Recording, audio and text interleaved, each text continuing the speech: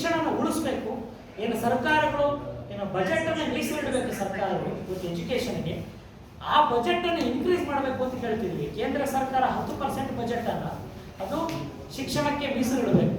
ರಾಜ್ಯ ಸರ್ಕಾರ 30% ಬಜೆಟ್ ಅನ್ನ ಅದು ಶಿಕ್ಷಣಕ್ಕೆ ಮೀಸಲಿಡಬೇಕು ಅಂತ ಹೇಳ್ಬಿಟ್ಟು ಈ ಒಂದು ಸಮ್ಮೇಳನದ ಮುಖಾಂತರ ಬಹಳ ದೊಡ್ಡ ಮಟ್ಟದಲ್ಲಿ ಹೋರಾಟ ನಡೆಸಿದ್ದಾರೆ.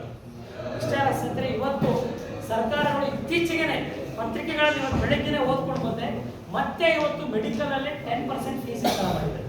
ಪ್ರೈವೇಟ್ ಕಾಲೇಜಲ್ಲೂ ಮಾಡಿದ್ದಾರೆ, ಗೌರ್ಮೆಂಟ್ ಕಾಲೇಜಸ್ಗಳಲ್ಲೂ ಕೂಡ ಮಾಡ್ತಾ ಇದ್ದಾರೆ. ಒಂದು ತಿಂಗಳ ಹಿಂದೆನೆ ಸರ್ಕಾರಿ ಇಂಜಿನಿಯರಿಂಗ್ ಕಾಲೇಜಲ್ಲೂ ಕೂಡ 10% ಫೀಸ್ ಹೆಚ್ಚಳ ಮಾಡಿದ್ದಾರೆ.